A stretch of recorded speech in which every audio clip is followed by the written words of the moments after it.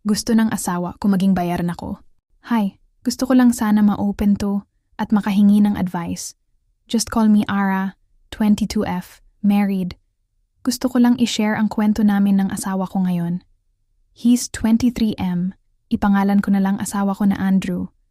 May anak kami, isang babae. Sorry, hindi ako magaling magkwento or ano. Pero sana pakiintindi na lang. May pagsubok sa amin ng asawa ko ngayon. Nalubog kami sa bayarin dahil nakasanla ang business ng papa niya. At ngayon sinasahuran na lang siya kada araw ng 700 pesos. May ginagatas at diaper pa kami. Matitira na lang is 400 pesos. Nagre-rent kami ng bahay at mga bills pa kaya nabaon talaga kami sa uting. Isa akong full-time housewife.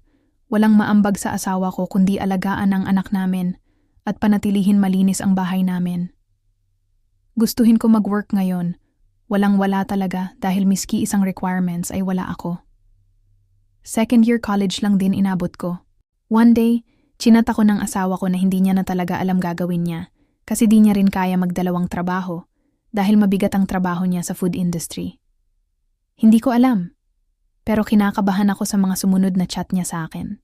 Mahal, hindi ko na alam saan pa tayo kukuha o mahihiraman ba ng pera. Hirap na talaga ako. Sinabi ko naman na paano na kami. Kahit ako wala akong mautangan dahil simula nagkaanak ako at asawa, halos wala na akong kaibigan. At mga kamag-anak ko naman galit sa akin dahil sa nabuntis ako habang nag-aaral.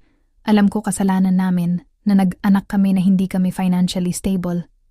Dito na sa sumunod na chat ng asawa ko. Magpa-welk ka na, yan na lang. Ang mabilis na paraan para magkapera tayo. Para mabayaran lahat ng utang natin. Nung nabasa ko yon, bigla akong nanlumo. Para akong binagskan ng malaking beatsier mula sa langit. Umiyak ako, tinatanong ko siya kung sure ba siya sa mga sinasabi niya. At ang sabi niya oo, gawin ko raw yon para sa akin at para sa anak namin. Dahil wala na raw talaga siyang maiibigay na financial sa amin. Tinanong ko siya ulit kung wala na ba talagang ibang paraan para wag kong gawin yon habang umiik nakausap siya sa cellphone.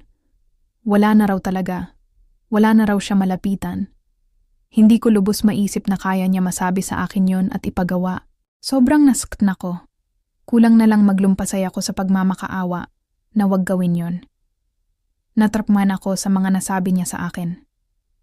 Paano niya nakayanan at maisip na may ibang kukuha sa akin na lalaki? Asawa niya ako. Alam ko hirap na hirap kami. Pero wala na ba kaming choice? Kaya ko naman magtrabaho. Wag lang yun kasi hindi ko talaga kaya. Halos araw-araw ko iniiyak sa Diyos itong pagsubok namin.